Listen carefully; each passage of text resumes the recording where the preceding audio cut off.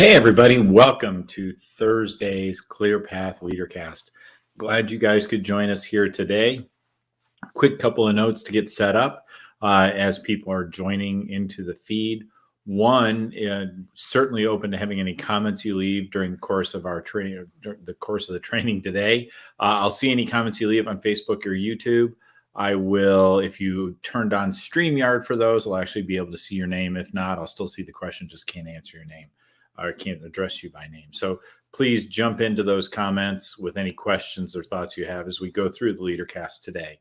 My name is Craig Anderson. I am the founder and president of Clear Path Coaching and Consulting. I'm a leadership confidence coach working with leaders in small businesses and medium-sized businesses and corporate executives to help them move from accidental leaders to confident executives. And I know what that is like.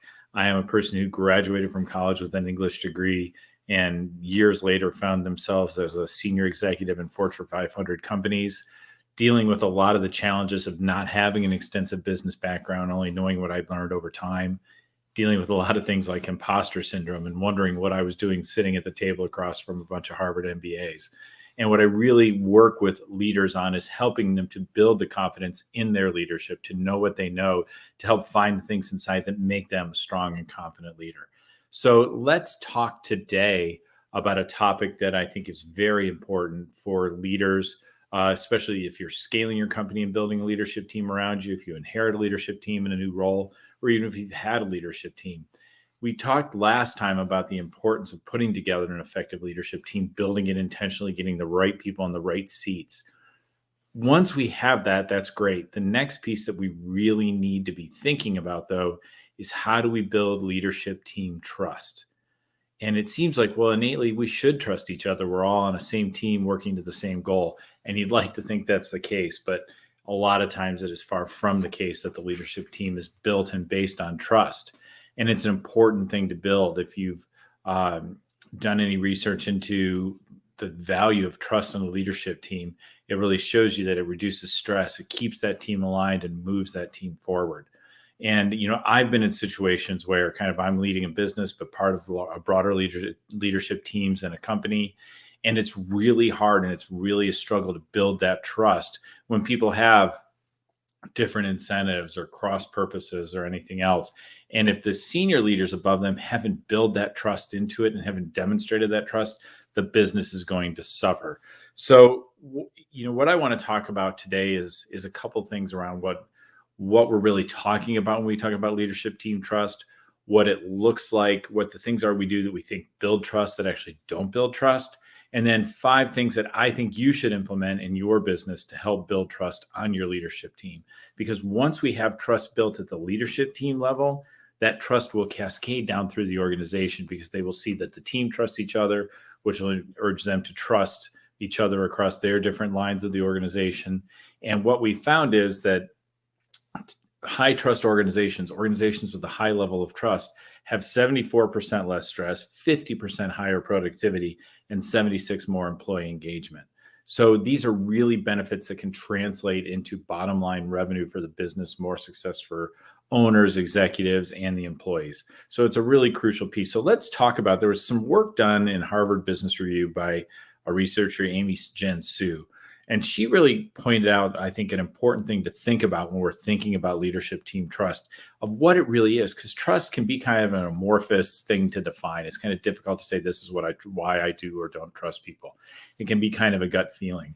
What she identified as 3 areas that we need to think about when we're contemplating what trust is in our organization is 1, trust and performance. Everyone on the team, leadership team, needs to trust that others on the team are going to perform. That's what builds confidence and dependability and alignment across the teams. They trust the other team members to have good judgment. They trust that they're going to make the right decisions for their business. They're going to make it with kind of horizontal interests in mind, just not their own or the vertical interest to kind of kiss up to the boss. And they want to have that confidence, because if you don't have confidence, it's going to be hard for you to trust your fellow leaders. And then also trust to represent you and your team inside and outside the organization to key stakeholders, that if you're the salesperson and you're speaking about your operations, they want to have confidence and trust that you're speaking well and speaking highly and speaking truth about the performance and different things like that. So those are really the three ways that trust can manifest itself in a team. Now, a lot of times we think, so here's how we build trust in our organization. We do things like we do team retreats and staff retreats. But research has shown that that doesn't actually move the needle very much on trust across the organization. Leadership transparency, a lot of people, and I've said this, that transparency is very important, but does it move the needle on trust? Not as much as you might hope that it would. So let's talk about the things that are going to move the needle on trust for your organization. Those are the things that you want to spend your time on and build that first trust level at your leadership team level. And then that will start to move through the rest of the organization. Model it as the senior leader to your leadership team, who will then model that trust to the rest of the organization. Look, guys, I talk a lot about best practices and things to do. I know that I personally struggled with some of these things in my leadership role. There are times, so anyone who used to work for me can probably point, well, he didn't do this and he didn't do that. And I can tell you, I've learned a lot through time about what did and didn't work, and have had time to contemplate on the things I did that did and didn't work. So I understand these are the things that are important. And that leads me to the first one, which is the 5 C's of leadership team trust that we're going to talk about today. And the first one is check your ego. So important. A lot of people think as they rise to these senior levels of organizations, their ego starts to really get in the way. I can think of one company where I worked where a guy got promoted up into a senior rank, and it just so went to his head. And I was maybe one level below him on the org chart. And I went to him with something, and he looks at me and says, you need to understand, I am a senior vice president. You are a vice president. I don't talk to you. I talk to your boss, who's a senior vice president. So if you have something, please go talk to her and have her talk to me. How is that moving an organization forward, or how is it building trust? And it's clear that this individual, that ego went straight to his head when he got that role. And so that's not going to build trust in the organization when you see that. And, I've seen that even on people that I've picked for my leadership team that, it took me a while to see, but that there was a lot of ego where they kind of thought themselves, I can think of one particular individual, thought they were above the rest of my team, thought that they were more confident, more capable, smarter. And, maybe they were, maybe they weren't. But regardless, that's not what you need to drive to when you're part of a team. Check your ego at the door. Put the goals of the team above your individual goals. Really start driving that belief in the team. So check the ego at the door. That gets rid of a lot of problems at the leadership team level right out of the gate. So that's one thing to look for. And leaders, when you're hiring, make sure you're pruning for those ego people. Don't bring them into the organization. They will disrupt the organization and hurt it long term. The next C is clarity of roles and plans. So I talked about this recently, about really reconceptualizing the way we do job descriptions with a lot more clarity on why of the job description, what the vision is of what they're building, what their key objectives are, their strategies, their priority projects. That is so crucial to get clear on those things, because when everyone is clear on what their role is, what other people's roles are, how those roles intersect horizontally across the leadership team and vertically to the senior leader, that clarity separates out a lot of clutter, gets rid of a lot of potential problems in your organization. So an important piece to get clarity around roles and plans of where the organization is moving forward. Civility. Civility is the third C for building a high trust organization.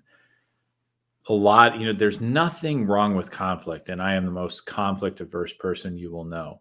There is a difference between antagonistic conflict and healthy conflict.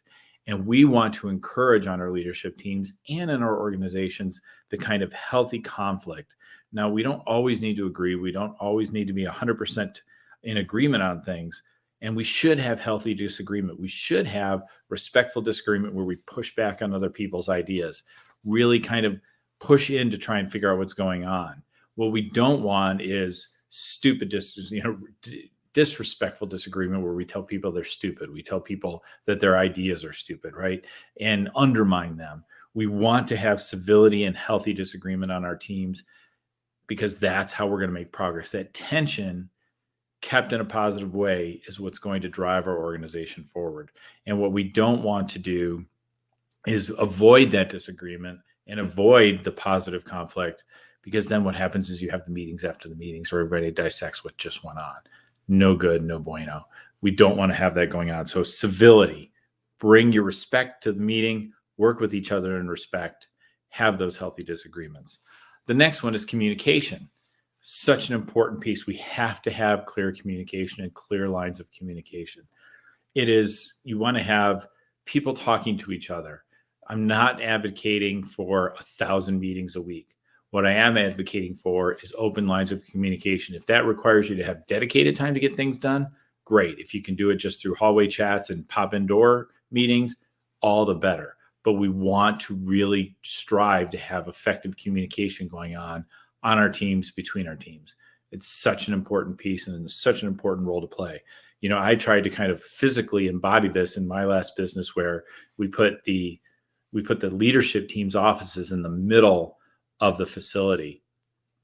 And we had a conference room in the middle of that where the leadership team could meet. And the idea was that was where our healthy disagreements were. That's where we had our conversations. That's where we could cross-pollinate and have those meetings that were generating and moving the business forward. And when we left that room, what I was always striving for was, when we leave that room, we leave the disagreement behind us and we enter out of that room as a united front. You need that on your leadership team. 80% agreement is 100%. So we need to get everybody as close as we can to agreement in the meeting. But once we walk out the doors, we are 100% in agreement. And that kind of communication is what's important to getting you there. And then the last piece of it is commitment. We need to build long-term trust. And commitment is that you are going to commit to delivering the things that you said you're going to do. Nothing will undermine confidence faster than you sitting in front of your peers and colleagues and say, I'm going to get that done, and then you don't get it done.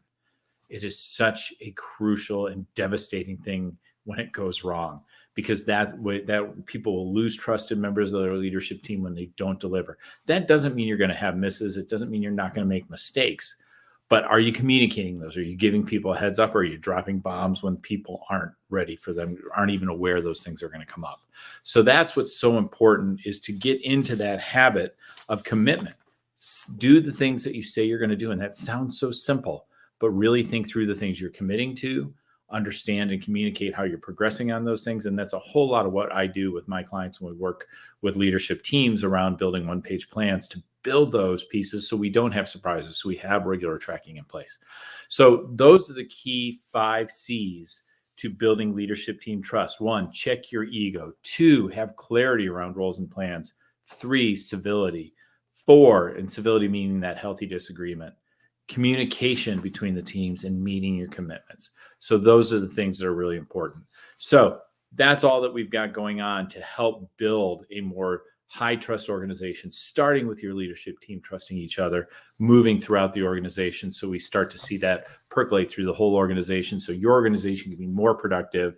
People will be less stressed. You'll have less burnout, less turnover. Net, it is all good stuff for your business. Now, you may hear all this and say, Craig, this is so much. There's so many things I got to think about here and so many things I need to do. And I get it. And I know a lot of you are looking out there saying, hey, Craig, I might be that accidental leader you talked about, and I'd like to shift myself into that confident executive. I want to invite you to a seminar, a small seminar I'm doing on August 16th. You can register for that seminar at clearpathcoaches.com/seminar. Go out, sign up for it. Limited seats available. A couple are already gone. Get in there and get your seat. It is 30 to 45 minutes. We are going to talk about how you can transform yourself from an accidental leader to a confident executive, and really give you 3 actionable things that you can do to improve your leadership, to make you a better leader, so that you have more confidence when you're in front of your teams, so you have less stress, so you don't have those, and you less second guessing yourself, less 3 a.m. conversations with yourself about why did I do that, and achieve your goals faster. That's what we're going to help you do in 30 to 45 minutes in that seminar at no cost to you. Pop in, get registered for it. clearpathcoaches.com/seminar. Limited seats. Grab yours soon. Thanks, everybody. I appreciate everybody who dialed in today. Take care. Bye-bye.